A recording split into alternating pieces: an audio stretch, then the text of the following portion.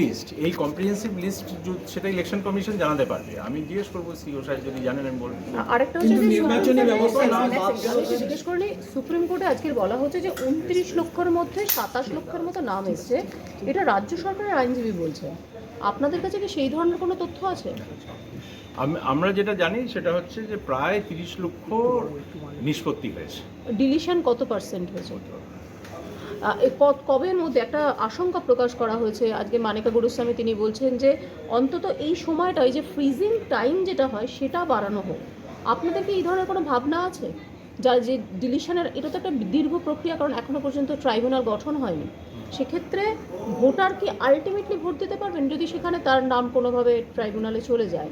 আপনারা কি সেই ধরনের কিছু ব্যবস্থা করবেন?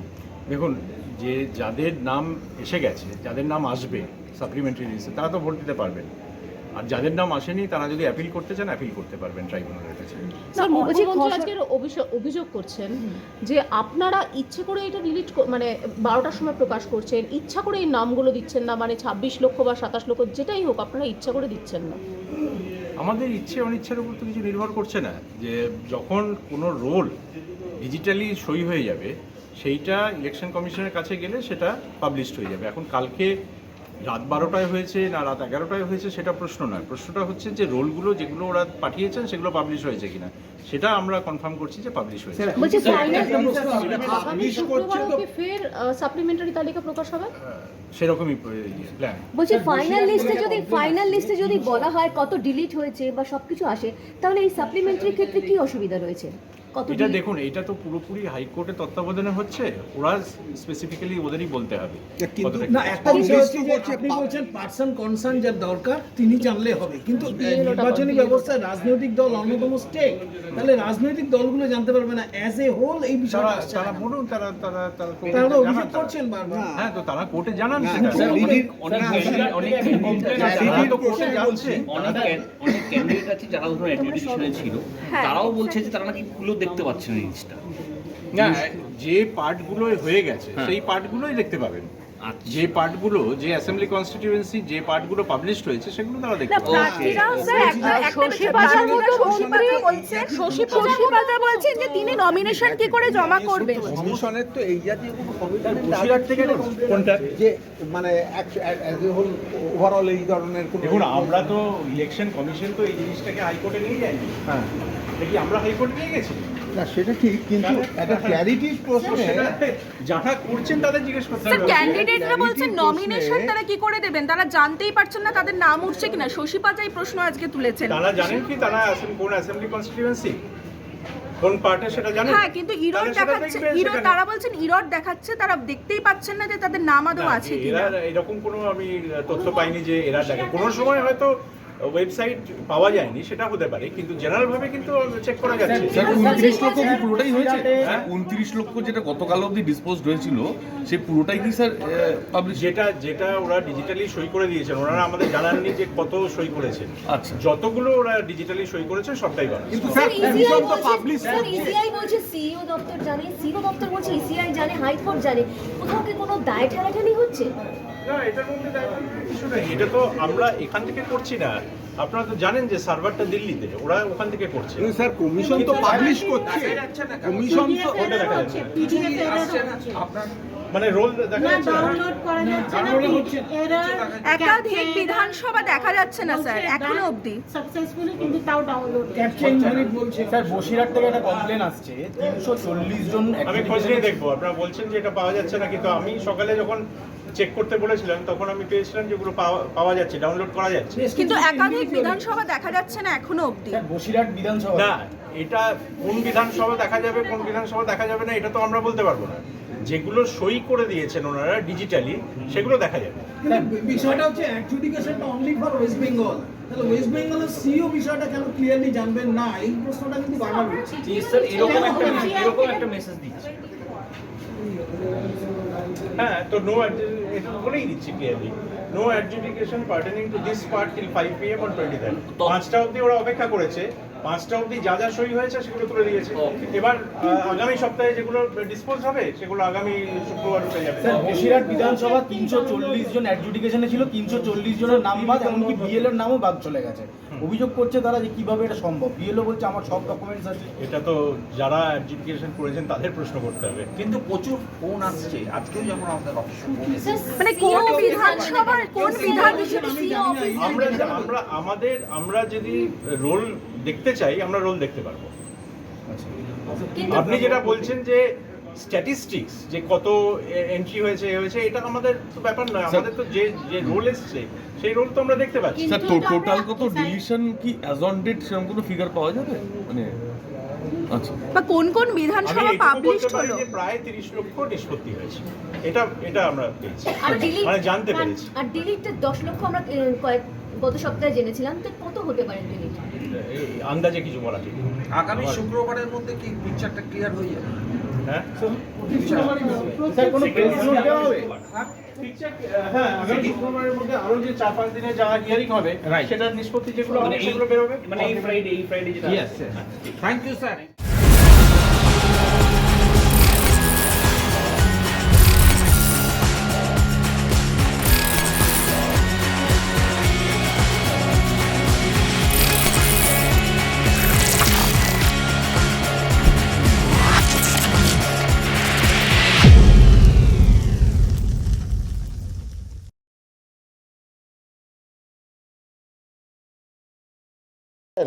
যখন সাবলি রিভিশন হবে, যখন ড্রাফট লিস্ট হয়, যখন অন্য লিস্ট হয়, ওই রকম দেখবেন আপনি। যেমন ফাইনাল লিস্ট হয়েছিল 28-2-তে, যেখানে ওখানে দেখলেন, এখানে তাই দেখবেন। ক্যাম্পেইন চলছে, তাতে দেখা যাচ্ছে বিভিন্ন পলিটিক্যাল পার্টি তো ক্যাম্পেইন করছে, তাতে ক্ল্যাশ হচ্ছে, ঝামেলা হচ্ছে। পলিটিক্যাল পার্টিদের অভিযোগ যে সেন্ট্রাল ফোর্স ডিপ্লয়মেন্ট চলছে, রুট মার্চ চলছে, এরিয়া ডমিনেশন, কিন্তু যেখানে ঘটনা ঘটছে সেখানে সেন্ট্রাল ফোর্স পৌঁছচ্ছে না, সেখানে দীর্ঘক্ষণ ধরে গন্ডগোল চলছে, বাহিনীকে কি ঠিক করে দেখছে না। না, আমি বুঝতে পারছি না। একটা ঘটনা বলি, সেটা হচ্ছে আপনার বড়নগরের ঘটনা। বড়নগর ঘটনা ছিল, ওখানে তো পুলিশ ফোর্স যখন দেখলো কি সেন্ট্রাল ফোর্স প্রয়োজন আছে, ওদেরকে ডাকলো। সেন্ট্রাল ফোর্স যখন আছে, ল অর্ডার যেটা আছে is not the work as of now fully. Central force আছে area domination and confidence building measures. But because এখানে ল অর্ডার ইস্যু হচ্ছে, এই জন্য সেন্ট্রাল ফোর্সেস অ্যালাউ করে দিয়েছে ল অর্ডার জন্যে। ল অর্ডার ডাকার জন্য সেন্ট্রাল ফোর্স সো মোটো যেতে পারে না। সেন্ট্রাল ফোর্সকে ডাকার জন্য এক্সিকিউটিভ ম্যাজিস্ট্রেট বলতে পারেন, ডিএম বলতে পারেন, এসপি বলতে পারেন, আইসি বলতে পারেন যে আছেন। সেন্ট্রাল ফোর্স যখন ওরা সিচুয়েশনে কন্ট্রোল না করতে পারেন, তারপরে সেন্ট্রাল ফোর্সকে ডাকেন ওখানে। সেন্ট্রাল ফোর্স সো মোটো যাবে না। সেন্ট্রাল ফোর্স কাজে একটা ম্যাজিস্ট্রেট লাগবে, একটা পুলিশ অফিসার লাগবে, যার সঙ্গে যাবে। সেন্ট্রাল ফোর্স সরাসরি অ্যাকশন, ডাইরেক্ট অ্যাকশন জন্য নেই এখানে। ভাই গন্ডগোল হবে তো central force is extra resource. প্রয়োজন হবে তো ইউজ হবে। যদি প্রয়োজন হবে তো ইউজ করতেই পারে। সেক্টর ম্যাজিস্ট্রেট ইউজ করতে পারে, প্রিসাইডিং অফিসার ইউজ করতে পারে, জেলা শাসক ইউজ করতে পারে, আরও ইউজ করতে পারে, এআরও ইউজ করতে পারে, এডিএম ইউজ করতে পারে, এনি পার্সন আমরা ইউজ করতে পারি। আমরা কেন পাঠাতে পারবো? আমরা তো ডিপ্লয়মেন্ট বি আমাদের হস্তাক্ষরে হচ্ছে যেটা আছে, we can always that thing. আমার ইলেকশন রিলেটেড ওয়ার্কে সাপ্লিমেন্টারি লিস্টে একটু আসছি। অনেকেই অপেক্ষা করছে, কত লক্ষ মানুষের সাপ্লিমেন্টারি লিস্টে আজকে বেরোচ্ছে যদি আরেকবার। দেখুন, আমি একদম এটা বলতে পারবো না, क्योंकि আমার কাছে সার্ভার নেই। 705 জন ম্যাজিস্ট্রেট যে আছেন, 200 যেটা এসছেন ঝাড়খণ্ড থেকে, আর এখান থেকে উড়িষ্যা থেকে, 505 এখান থেকে কাজ করছেন।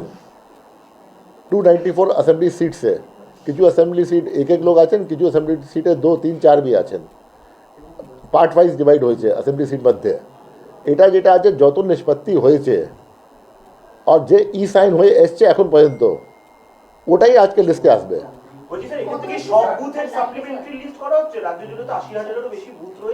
আমাদের রাজ্যে যেটা বুথ সংখ্যা ছিল 80,681, যেখানে যেখানে আপনার নিষ্পত্তি কেস হয়েছে সেখানে সেখানে আসবে।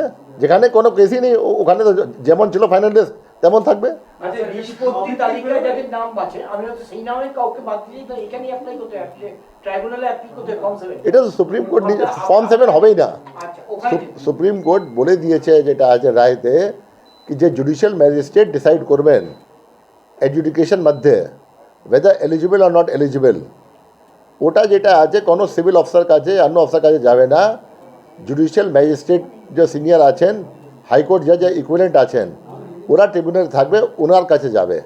যেমন নর্মাল যখন কোনো কেস থাকে এডিজে কাছে ডিজে কাছে আপিল কেস হাইকোর্টে যায়, ওরকম এখানে भी আপিল কেস যেটা আছে হাইকোর্টে যাবে, क्योंकि হাইকোর্ট যেটা আছে ট্রিবিউনাল সেট আপ হয়েছে স্পেশাল এজন্য, তো হাইকোর্টে যাবে না, ট্রিবিউনালে যাবে। গেছিলাম ওখানে মিটিংয়ে শুনলাম আমার কাছে কত নিষ্পত্তি হয়েছে এটা ফিগার আছে, কত এলিজিবল ইনএলিজিবল ঘোষিত হয়েছে এটা আমার কাছে ফিগার নেই। এটা যে আছে প্রত্যেক জজে রোজকে মুভ হচ্ছে, রোজকে মুভমেন্ট হচ্ছে, রোজকে আপনার ফিগার যাচ্ছে, ফাইনালি ইসিআই সার্ভার থেকে আসবে। এখন পর্যন্ত আমার কাছে কোনো এমন ড্যাশবোর্ড নেই কি আমি সঠিক বলতে পারবো এত পার্সেন্টেজ অ্যাকসেপ্ট হয়েছে, এত রিজেক্ট হয়েছে। ট্রাইব্যুনালটা গঠনের ব্যাপারে যেটা আপনি বললেন স্যার, তার মানে তো আজকে যদি একটা লিস্ট প্রকাশ হয়েও রাত্রেবেলা, তাহলে তো কাল থেকেই মানুষ অ্যাপিল করতে সম্ভবত পারছে না। হ্যাঁ, এটা পসিবল এই জন্য হবে না কি আপনার জজ এখন অ্যানাউন্সমেন্ট হয়ে গেছে, মহামান্য আদালত দিল যেটা আছে ইসিআই অ্যাকসেপ্ট করে নোটিফিকেশন দিয়ে দিয়েছে। যে টার্মস অ্যান্ড কন্ডিশন ছিল যেটা অনারেবল হাইকোর্ট বলেছিল ওটা ইসিআই অ্যাকসেপ্ট করে নিয়েছে, আমরা কমিউনিকেটও করে দিয়েছি যেটা আছে। पर একটা জজকে কোন জেলা দেওয়া হবে এটা তো হাইকোর্ট দেবেন, क्योंकि এখন পর্যন্ত আমার মনে 18 या 19 জজ দিয়েছেন যে আছে, আর জেলা আছে 24।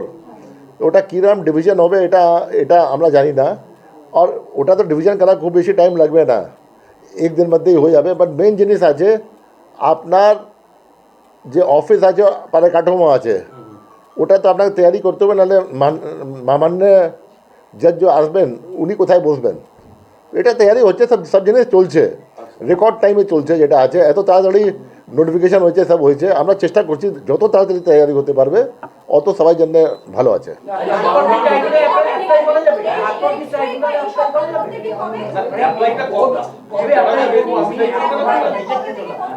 ভাই যেদিন भी আপনার কাজ আরম্ভ হয়ে যাবে তো নিশ্চয়ই হাইকোর্ট থেকে নোটিফিকেশন হবে, ওর পরে থেকে তো এনিবডি ক্যান অ্যাপ্লাই। যে হ্যাঁ, তারপরে তো দেখুন অ্যাপ্লিকেশন যে বাদ যাচ্ছে উনিও অ্যাপ্লাই করতে পারেন, যে ঢুকেছেন ওর अगेंस्ट भी যেমন ফর্ম 7 আগে অ্যাপ্লাই হতো আমাদের কাছে, ওখানেও অনারেবল ট্রিবিউনাল কাছে লোক অ্যাপ্লাই করতে পারবে। দেখো আমি এক্স্যাক্ট ডেট তো বলতে পারবো না, আমরা চেষ্টা করছি যত তাড়াতাড়ি যা আছে। আমার অনেকবার চিফ সেক্রেটারির সঙ্গে কথা হয়েছে, উনিও চেষ্টা করছেন যে আছে কোথায় কোথায় বাড়ি আছে, খালি আছে, নিয়ে আছে, আমরা সম্পূর্ণ চেষ্টা করছি। क्योंकि একটা হায়ার করা প্রচুর টাইম লাগে, একটা বিল্ডিংয়ে আমার হায়ার করার জন্য একটা করতে টেন্ডার করতে হয়, या কোনো গভর্নমেন্ট এজেন্সি থেকে নিতে হবে, তো এসব জন্য টাইম লাগে। তো যদি আমরা এক্সিস্টিং বিল্ডিং পেয়ে যাবো তো সবাই জন্য ভালো হবে, क्योंकि এক্সিস্টিং স্টেট গভর্নমেন্ট বিল্ডিং পেয়ে যাবো তো আমরা তাড়াতাড়ি যেটা আছে কাজ আরম্ভ করতে পারবো। যে আপনারা যে ডিএমদের নতুন করে নিযুক্ত করেছেন 50 জনের মতো প্রায়, তাদের মধ্যে কেউ প্রথমবার ডিএম হয়েছে, তাদের এই কাজের অভিজ্ঞতা নেই। তৃণমূল কংগ্রেস বলছে রাজনৈতিক প্রতিহিংসা থেকেই এগুলো করা হয়েছে, কি বলবেন? দেখুন আমি এই আনসার কি করব, 24 জন ডিও আছেন, যার মধ্যে 22 জন ডিএম আছেন, 2 জন তো ডিএম নেই, Kolkata north Kolkata south DM নেই, 22 জন ডিএম আছেন। 22 জন মধ্যে 50 কিরম চেঞ্জ হয়ে গেছে, ডিএম তো 50 চেঞ্জ হয়নি যেটা আছে, ডিএম তো এত ডিএমই নেই এখানে। নাম্বার 2 আপনার অল ইন্ডিয়া সার্ভিস আছে, এটা অল ইন্ডিয়া সার্ভিস একটা পরীক্ষা হয় ইউপিএসসি থেকে, সবই জন ব্যাচে আসে, সমান মেরিট নিয়ে আসে या আছে কাজে মেরিট নিয়ে আসে। अब কিছু লোক সুযোগ পায়নি, ওরা যদি ডিএমশিপ পেয়েছেন তো এটা কিনা বলা যায় কি ওরা কম্পিটেন্ট নেই। ये सुना जा रहा है कि 10 लाख नाम काट गए हैं। नहीं, क्या सुना जा रहा नहीं सुना जा रहा हम कुछ नहीं बता सकते, ये I can't comment on hearsay and comments.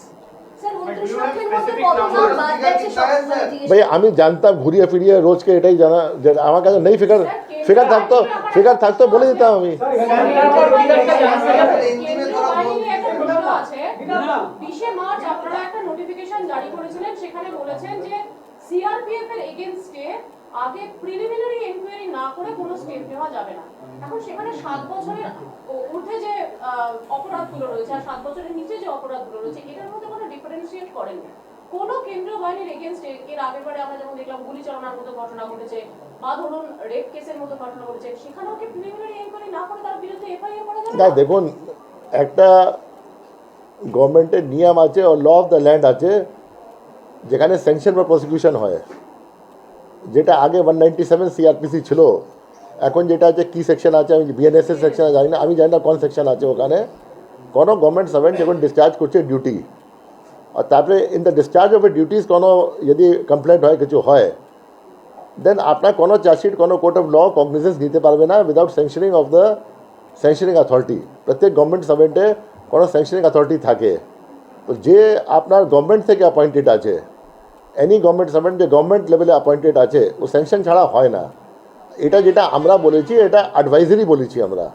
We are saying कि এটা নিয়মই আছে कि কোনো জনকে আপনার দোষী করা আগে या एफआईआर করা জন্য या অ্যাকিউজ করা আগে উচিত আছে প্রিলিমিনারি ইনকোয়ারি। আর সুপ্রিম কোর্ট বি এক গাদা জাজমেন্টস আছে যেখানে প্রিলিমিনারি ইনকোয়ারি বলা হয়েছে। আমরা এটাই বলেছি कि সো মোটো আপনি না করে এটা প্রিলিমিনারি ইনকোয়ারি করে एफआईआर করতে পারেন, but that is the view, but sanction is always required.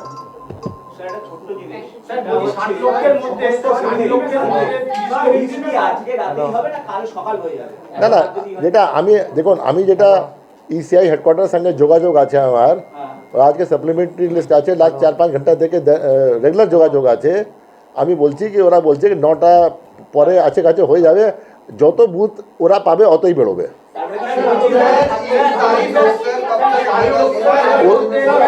Sir আপনার কথা বললে বিবেচিত হবে, তাদের বিরুদ্ধেও কেউ আবার আবেদন করতে পারে, সেটা অ্যাপিলেট ট্রাইব্যুনালে যাবে। কিন্তু যতক্ষণ পর্যন্ত অ্যাপিলেট ট্রাইব্যুনালে সেটা নিষ্পত্তি হচ্ছে, সেই সময়কালে এই যোগ্যরা কি ভোট দিতে পারবেন? সেটা তো ক্লিয়ারই আছে। সেটা যেটা আছে আমি কি বলবো, এ তো ল অফ দ্য ল্যান্ডই বলে। রোলে থাকলে রোলে থাকলে তারপরে কি বললাম আছে।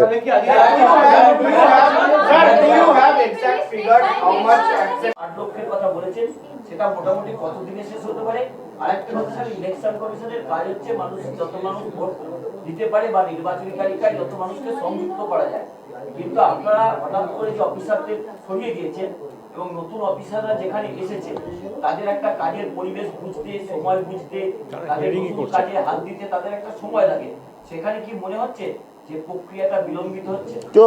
কেউ আপনি এটা বলছেন, এখন যেটা 151 আরও ডেজিগনেশন, 151 ডিএমডিসি আরও ডেজিগনেশন, যেটা এসডিও থেকে অল্প ছিল, যার জন্যে সুপ্রিম কোর্ট অর্ডার মধ্যে লিখেছে কি আমাকে ফোর্স হচ্ছে এডুকেশন দেওয়ার জন্যে। ও যদি চেঞ্জ হতে পারে ইলেকশন 2 দিন আগে, 151 আরও চেঞ্জ হতে পারে, তো ডিও চেঞ্জ হলে তো কী প্রবলেম আছে? 151 যে ছিল আপনার ডিএমডিসি ছিল, ওর ইলেকশনের 4-5 দিন আগে ওটা सहमति দিয়েছে স্টেট গভর্নমেন্ট, ওটা চেঞ্জ হয়েছে আপনার, ওটা হয়ে গেছে অন্য ডেজিগনেশন হয়ে গেছে, ডিপটি সেক্রেটারি হয়ে গেছে, এডিএম হয়ে গেছে, সিনিয়র ডিপটি সেক্রেটারি হয়ে গেছে, এডিএম হয়ে গেছে, বিভিন্ন যেটা ছিল জেলাতে অন্য চেঞ্জ হয়ে গেছে। ওরা বি তো নতুন এসছে এবার কাজ করার জন্যে। দেখুন নেক্সট লিস্ট যে আছে ছিল নেক্সট ফ্রাইডে বেরোবে, अब দেখা যাবে আজকে কি পরিস্থিতি আছে नहीं আছে, ওই হিসাবে দেখা যাবে। তারপরে প্রথম দফার নির্বাচনের আগে আপনারা তো 30 লক্ষ প্রায় কমপ্লিট করে ফেলেছেন, আর 30 লক্ষ বাকি। প্রথম দফা নির্বাচনের আগে এটা শেষ হওয়া সম্ভব? দেখুন এটা তো আমি কিছু বলতে পারবো না, কারণ জুডিশিয়াল অফিসার যে আছে ওকে আমি সুপারভাইজ করা আমার কোনো পাওয়ার নেই, মনিটর করার কোনো পাওয়ার নেই। যে ফিগার আসছে আমার কাজ আছে লজিস্টিক্স অ্যারেঞ্জ করা, আমরা সব করে দিচ্ছি। আমার কাজে আছে কোঅর্ডিনেশন মিটিং অ্যাটেন্ড করা, আমাদের কাজ ছিল সফটওয়্যার তৈরি করার জন্য, আমাদের কাজ ছিল ট্রেনিং দেওয়ার জন্য, যত ছিল সফটওয়্যার উপর যে কাজ আমাদেরকে দেওয়া হয়েছে আমরা তৎপরতার সঙ্গে কাজ করেছি। উই ক্যানট সে ডিসপোজাল কোন জাজ কতদিন করবে না করবে, it is not within my ambit, not within my jurisdiction, not within my power, not within my wherewithal. It is entirely on the Honorable High Court.